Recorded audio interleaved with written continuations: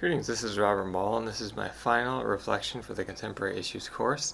And this week we looked at critique and argumentation, and also discussing controversial issues in the classroom.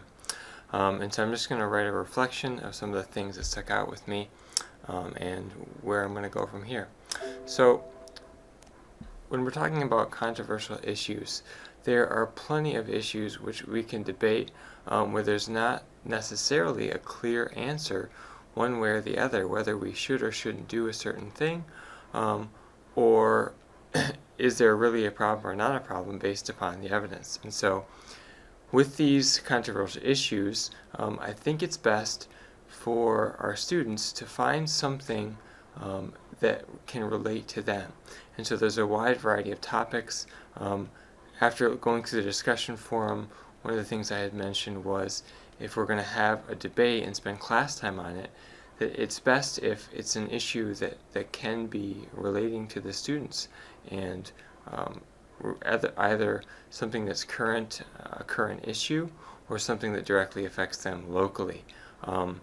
Debating on issues that are already kind of said and done, or debating issues is valuable but maybe not as relevant for students.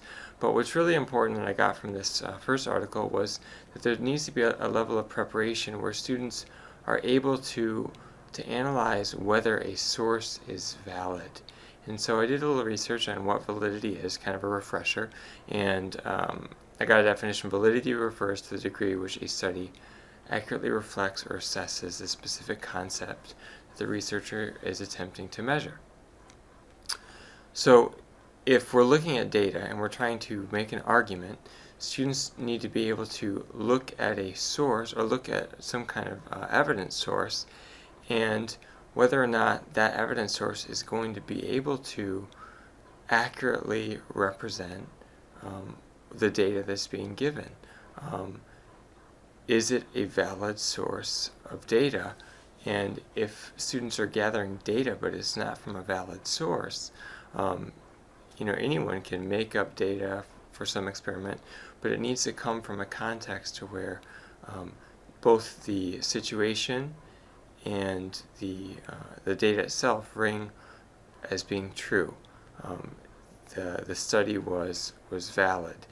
It was able to accurately set a situation where the data was measured and it was given in a controlled situation to where it really represents what the researchers are trying to say. And so not only do students need to be explicitly taught how to see if data is valid, to look at where the information is coming from in a science experiment, look at the context of the experiment. Were they controlling the variables? Did they have an experiment that follows the scientific practices to where it could be repeated? And then lastly, students are going to need to be able to analyze scientific writing and sources. So they found a valid source of data, but they need to be able to disseminate information from that source of data in a meaningful way, so that the data that they're using not only is convincing to help their argument or their claim, but also that it is in line with the sources that it was retrieved from. And so what I got out of this was, if I want my students to properly argue and critique, they have to be taught the basics, and they have to be able to start from the beginning. And the basis of a good argument is using good evidence. And if you don't know how to use good evidence or where to get it, then our students are going to have difficulty coming up with anything other than their own subjective opinions. So when we're looking at argument from evidence, the goal is not always a clear winner or loser. Yes, both parties are trying to arrive at the truth, or the truth of things, but in science and engineering, we're looking for the best explanation that fits all the evidence and or the best solution if we're trying to solve a problem.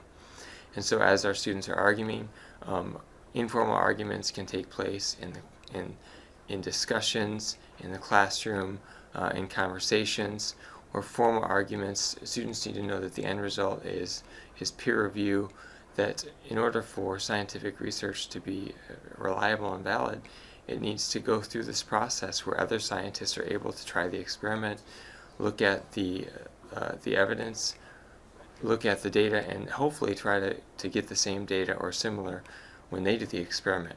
And so good science is peer-reviewed. Good science is argument and critique goes on, and it's only through a process of argument and critique that we can actually come to the best explanation.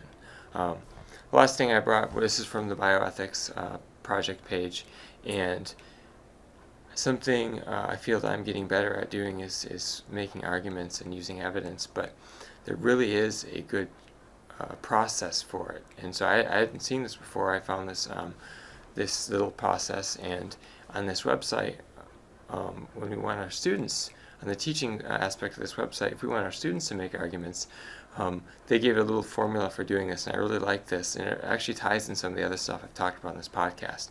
So students need to state their claim, to support it with the facts, the data, the evidence, and every time they give evidence, they also need to provide what they called a warrant. And so give evidence for that fact. So here's the data. This is why this data is true. So it ties in for each warrant. It ties in the quality of that, and this is called backing. So the quality of this is the data, and it says on this little visual because, and then you back up your data or evidence with the quality or the validity of the data source. And so this is something I really hadn't thought a lot about, but it really does help that evidence by saying, this is my evidence, this is where it came from. And then also a really fully fleshed out argument should also consider a possible rebuttal or a possible opposite side of the view. So this is called a rebuttal. So you could say, this is probably true unless, and then you could throw in a rebuttal some other stipulations that may cause your claim to be true in different situations. And so this would show whoever you're arguing with, not only have you considered considered your claim, but you've also considered counterclaims, and you're not ignoring those, but maybe in this situation, this claim may not be true, but my conclusion is that in this situation it is true. And so you may have to go back and qualify your original claim and say what your total claim is based upon both evidence for or against, or for and the rebuttal. And so this has been an interesting discussion on argument. The questions it leaves in my mind are, how can I more effectively understand the process of critique and argument so that it's second nature to me? How can I use this in my everyday speech? How can I teach where I'm making sure to, for my students, model for them when I'm making claims, to back it up with evidence, to bring in the validity, and also to offer rebuttals so that my students can see me in my discourse that I am properly using argument from evidence. And then also, not only how should I model this for my students, but how can I get them to do the same thing. All right, this has been my final week reflection, and I hope it's been helpful.